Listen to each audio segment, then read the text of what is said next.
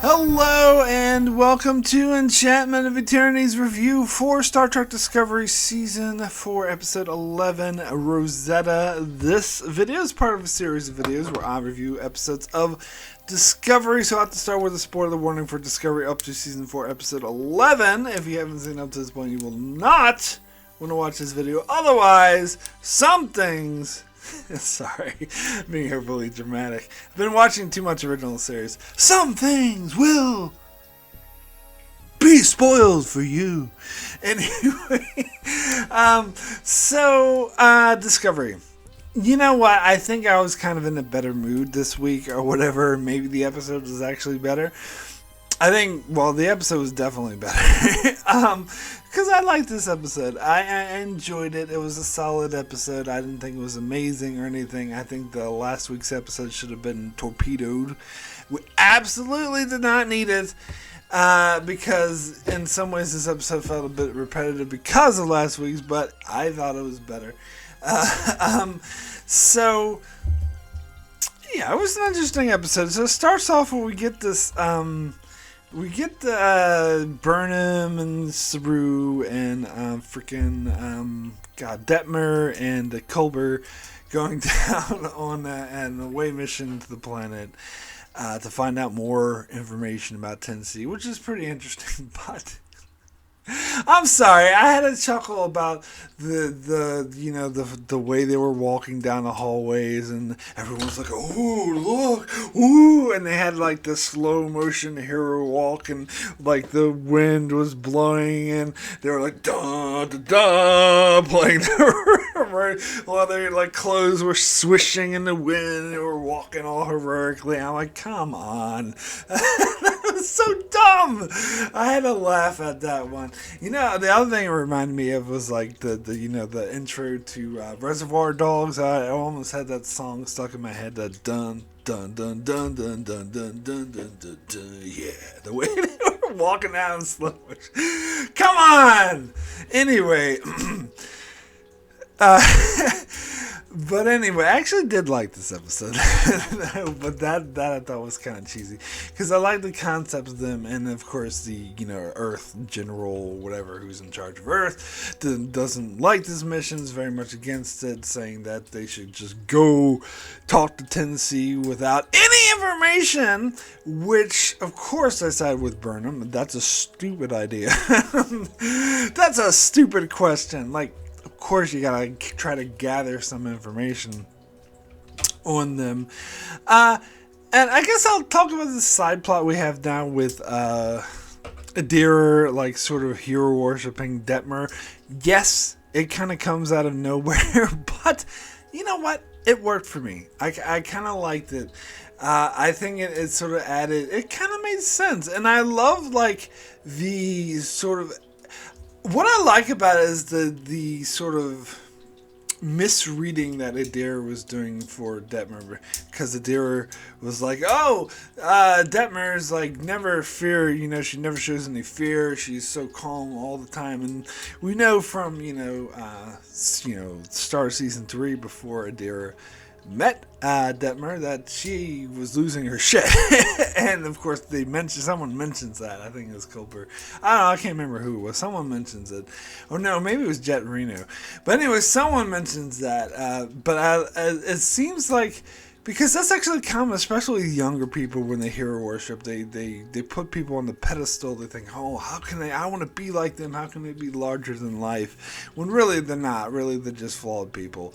So I love that dynamic, and I love how Adira was kind of nervous talking to Detmer, and they were just like, fly good, or something like that. And I love how, like, Detmer was kind of giving them shit about that, and it was like, oh, so I did fly good. Like, and I love that kind of conversation that they had at the end of the episode. So that was kind of worked for me. Now, I will say that this episode did not dip too much into the over sentimentality. I mean, it always skirts it. It just skirted a little bit, but it wasn't too bad. As Discovery tends to be Because actually, when they went to the planet and they were feeling the emotions of the dust or whatever, and that's an interesting trait from the aliens. So actually, that worked for me. Of course, Detmer just randomly spouted out, "When I was a kid, I never had a father," or some bullshit like that. Like, yeah, so this has been a running thing all season with these bridge officers who we don't know, just randomly shouting out shit from their childhood or whatever. This was the least offensive one of those, in my opinion. And in fact, like, I think the way they used Detmer in this episode otherwise was so good, I was more willing to forgive that. And plus, it was kind of relevant, but kind of not. I still think they shouldn't have done it, but it wasn't too egregious, particularly compared to some of the other ones that they did. It seems like I think that's pretty much all the bridge officer, or they need the Arium replacement, whatever her name is. They need her to randomly shout some shit about her childhood, and I think that will be all the bridge officers, or maybe that weird alien with like the giant head. But anyway, I don't think they gave him that one a name. Speaking of weird looking aliens, we got more Linus in this episode. I don't think I've seen him in a while, so that was cool, and of course interacting with Jet Reno. So Jet Reno also hadn't seen in a while, so that's cool seeing her. But yeah, I like the concept. Now, here's my question about Species 10C. Are they freaking huge or what? Because that's kind of the impression I get, because they said, they found this giant bone and said that that was part of 10C. I really hope, I will be like so incredibly, massively disappointed if they meet Species 10C and they're just a human with bumps on their forehead.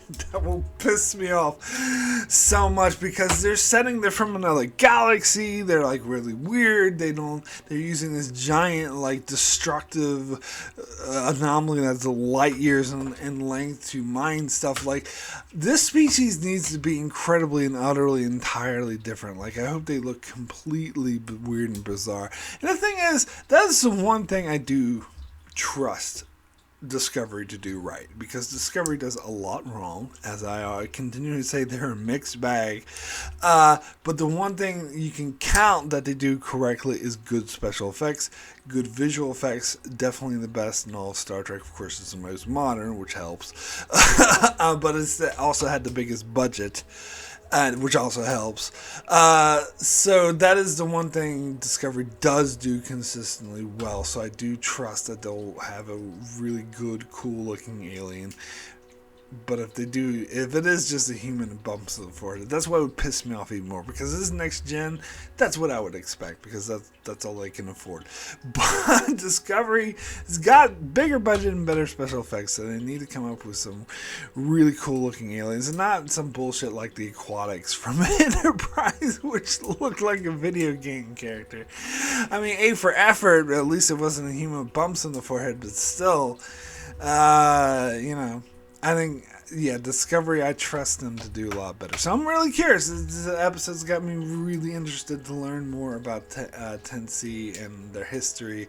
And it's cool that they have this, like, they did learn some things about them, about how the dust contains their emotion, and that it was a nursery or whatever that affected people. And it was a good character moment for Saru, because he never really experienced fear since he went through the thingamajig. I don't remember what it's called, but since I don't know. Anyway, since he went through that, he never really experienced fear, and so it was a weird experience for him to because he used to experience it really heavily all the time. And there he was. And I love how they kind of fake you out. They made you think it was just Saru, but then Burnham got it, and then God, who else? Oh, Culber got it. That's right. And at first I thought like there was something unique about Detmer, maybe like that thing she has in her eyes that protected. That's a usual Star Trek thing. Like Data can't get it because the android, and Spock can't get it because Vulcans are freaking invincible, and Odo can't get it because he's just cool. But so I thought it would be some bullshit like that, but I actually like it was just no, she just hadn't touched the freaking dust, and they all had. So that was cool.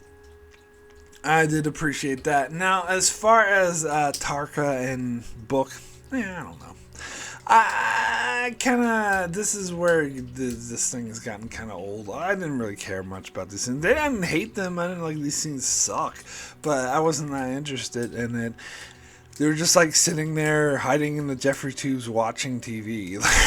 Like just watching people and randomly getting interesting conversations. But I did love the Jet Reno interaction. I love how she's just a sarcastic ass, even when she's like being taken prisoner, and when she finds Tarka hiding in a corner. I like how she's like, I hope you're preparing for a surprise party. And then when they, we don't see what happens, and we see Book go back to the ship, and Jet Reno's there, being held captive. It's like, oh, I bet you this is a big surprise coming back to a hostage. We weren't expecting that. Fucking love Jet Reno. That is good stuff. So, and then, Book makes this kind of deal with that Earth General person, which actually does make sense because she kind of supported him in the first place. But I love how she's being sensible. She's like, look, we'll use your plan as a backup. There's no possible way that Tarka's going to fuck this up just like he did last time. Let's just pretend Tarka doesn't exist, but whatever. I still think this is really cool setup for what's going on. Definitely. Actually, necessary setup, unlike last week's episode, which shouldn't have fucking existed. I'm sorry. I keep harping on last week's episode. I don't think it's because I'm in a better mood. I think last week's episode just sucked. It was unnecessary. But anyway, my rating for Rosetta out of 10,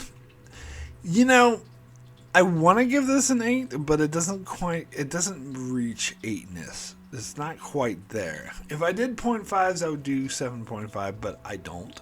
So I'm going to give this episode out of 10 a 7, very good. A solid 7. Definitely, as I said, much improvement on last week. It did get me sort of pumped for next week's episode, but then, they did some stupid bullshit like the whole heroic walk and Detmer spouting out random shit from her childhood. But, it was a solid episode otherwise. I mean, it wasn't amazing. Nothing blew me away, which is why it didn't quite reach the 8 for me. But it was still good. Solid. Got me interested. And next week's episode. Also, one last thing I have to mention. We saw when they went to the bar and they showed Adair talking to Detmer, when they did the overshot where they zoomed in the bar and zoomed out, had the wide shot of the bar where we could see everyone. We saw Morn sitting at the bar. Of course, it wasn't Morn. Obviously, it's just someone of the same species, but it's this Morn sitting at the bar. I was like, yes, that's the kind of Easter eggs that I love. Not the bullshit where they're like, oh, remember this? No, the subtle shit where it's like that's the same alien as Morn, and he's sitting and drinking at the bar. That's the kind of stuff I like.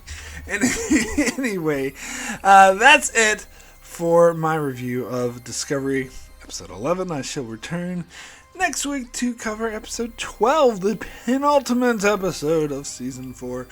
So be sure to check out my channel for that. Also check out my channel as I will be dropping my Star Trek Picard review shortly as well, and I will be covering that weekly, as well as also covering all sorts of other Star Trek videos and other shows like The Expanse, Star Wars, The Clone Wars, and more. So be sure to subscribe so you can keep up with all of that, and thanks so much for watching.